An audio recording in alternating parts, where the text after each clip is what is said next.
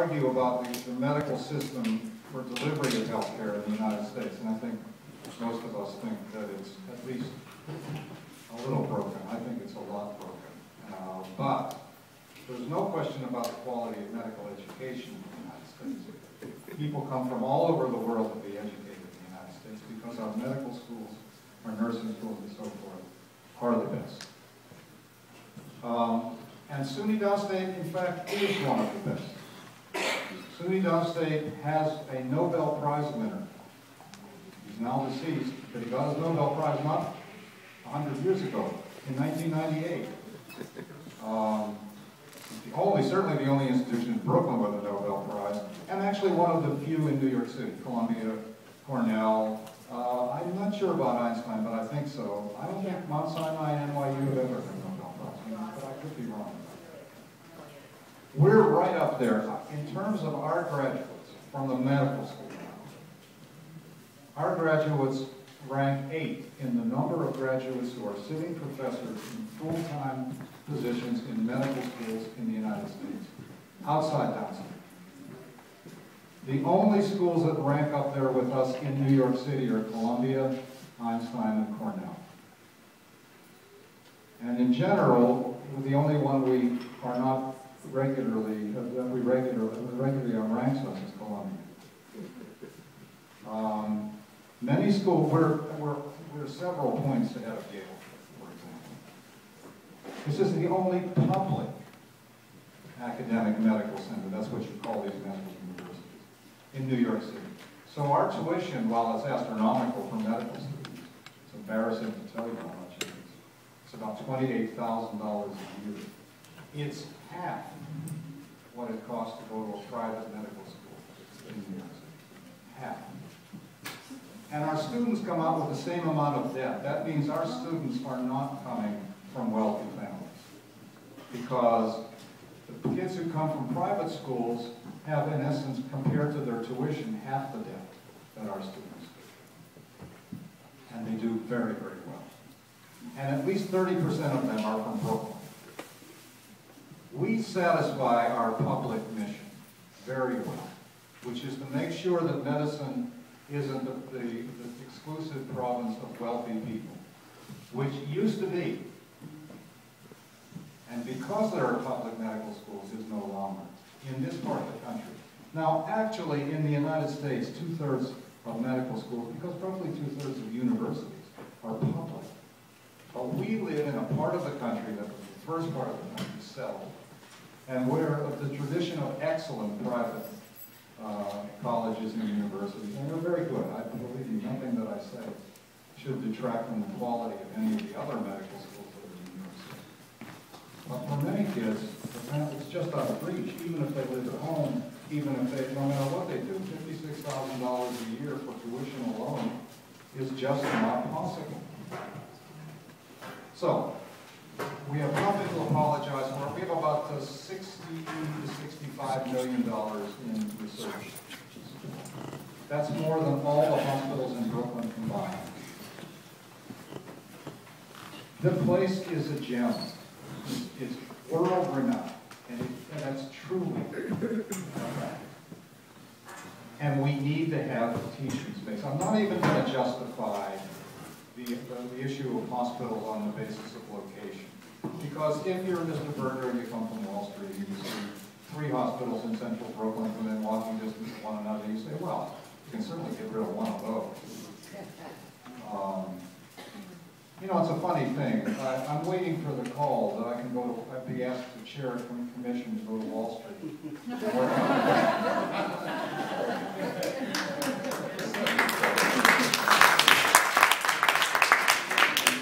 There are people who make studies of the distribution of medical services and what to do about it. Our current Commissioner of Health is one of them. I've heard nothing. The Berger report went to the Commissioner of Health. That's who it was directed to, who has so far made no public comments about it. So when we talk about who's in charge, what's going on, I'm waiting to hear what the Commissioner of Health wants to do with the Berger Commission. The letters went to him. He's a well-educated, excellent guy with a great appointment. But I have to say, I have to think that somebody else is going to make these decisions, not the Commissioner of Health.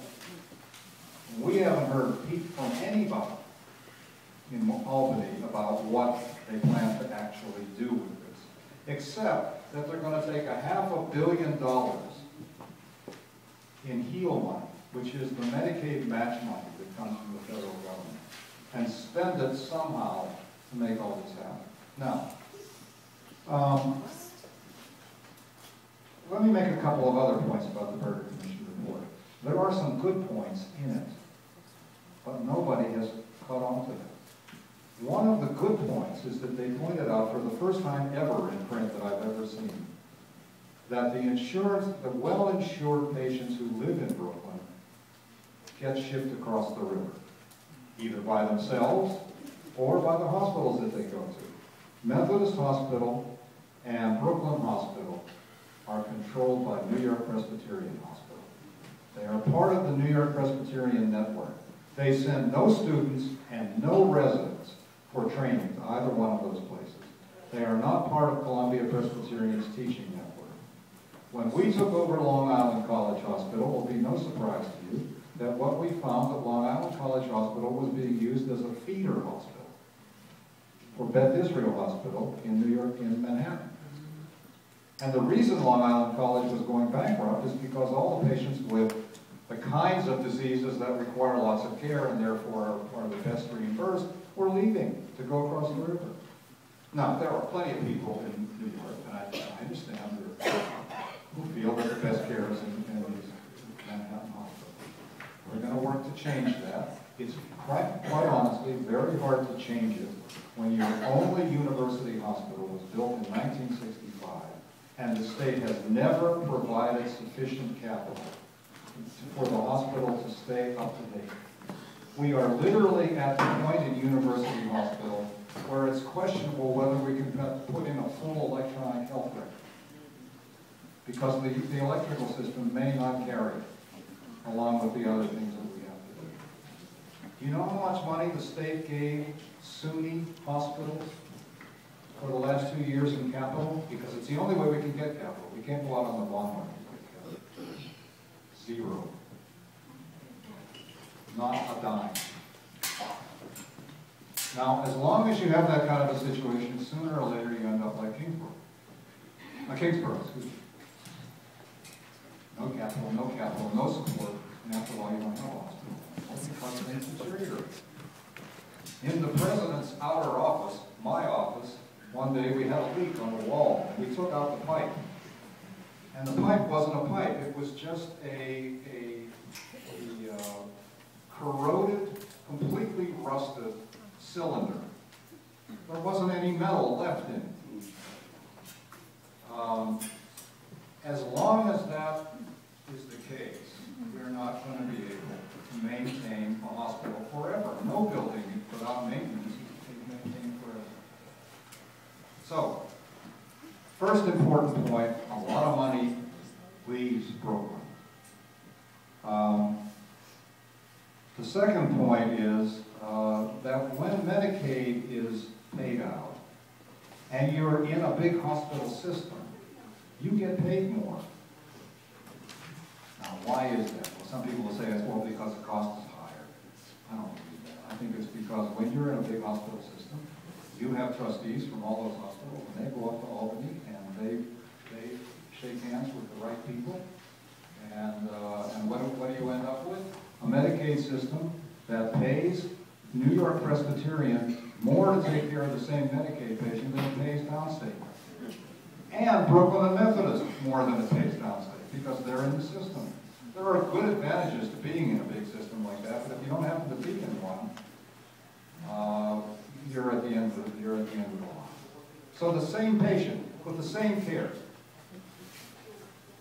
Now, one solution to this that nobody talked about in concluding in the Berger Commission report was not close hospitals, merge hospitals, all that sort of thing.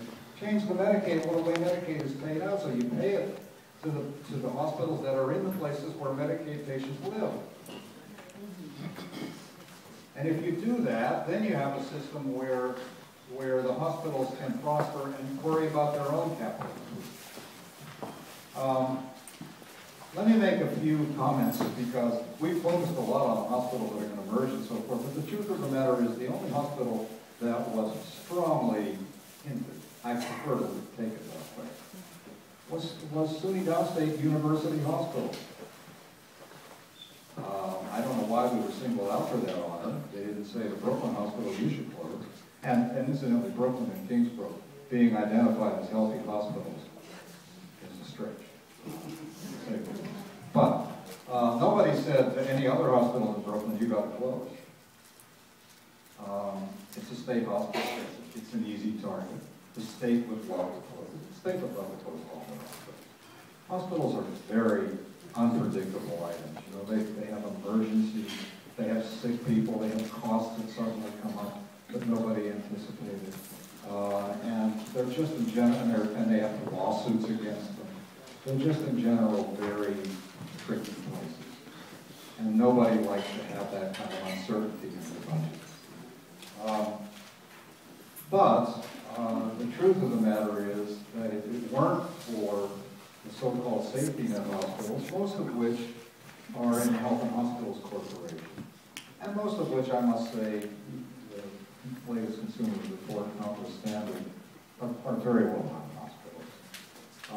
I don't know what the private hospitals in New York City would do. In fact, you can look at the budget of HHC and look at it as a subsidy to private hospitals, because if they didn't exist, I guarantee you that those patients wouldn't stay home and die. They would come to a hospital. And then there are a lot of non-paying, I don't mean Medicaid patients, I mean non-paying patients would end up at those hospitals. And I was a physician for years in Washington, D.C. When D.C. General closed, and it did, there is no public hospital in Washington, D.C. Believe me, those patients didn't stay home. They went to Georgetown, George Washington, Washington Hospital Center, and they became a big problem on those hospital budgets. But those safety net hospitals have to be maintained. And that's part of what we're talking about today. Now, University Hospital, again, was the only hospital that was asked to be closed. Let me clarify something. We didn't acquire Long Island College Hospital in order to close University Hospital. There's been some talk like that, and that's absolute nonsense. We acquired, first and foremost, Long Island College Hospital because we needed teaching space. We needed guaranteed teaching space that we controlled, and it was available. And when you consider that to replace University Hospital, which is only a 370-bed hospital, if we had to replace it, it would cost us conservatively $1 million a bed. $370 million conservatively. My construction friends tell me it's more like $150 million or $105 million. We got Long Island College Hospital with a lot of debt that we can take a lot of years to repay for $63 million. That's a bargain as far as I'm concerned. The state got a hospital that is much better maintained because they had a very large endowment a few years ago and were able to refurbish the hospital for a fraction of what it would cost to start a new hospital. Now, I have to tell you honestly, at this point, University Hospital is on the same slippery slope that Kingsborough has been on, for the same reason. Sooner or later, you come to the point where the physical plant is no longer viable. I want you to keep that in mind. We have no intention of closing University Hospital unless the state, when they finally opine on the Berger Commission, says you have to close it. I know there's a lot of rumors around it, and I have resisted calling together the folks at Downstate because I don't know what I would tell them. We've gotten no official word from the state. That's what we need to tell them. That's what we need to tell. I will look online and call up and tell the staff the morale is going down. Yeah. That's what you need to tell And them. how much will that affect, how much will that make the staff feel better? It will. Okay, well, then we'll hold a meeting and we'll tell the staff. I cannot take off the table because we don't know. Downsizing of university hospital, I work for the government. And believe me, when I would go sometimes to elected officials and say, help us, sometimes what the elected officials would say to me is, that's the government. So I work for the governor, and the governor is going to have to tell us what it is he wants us to do. And he has not.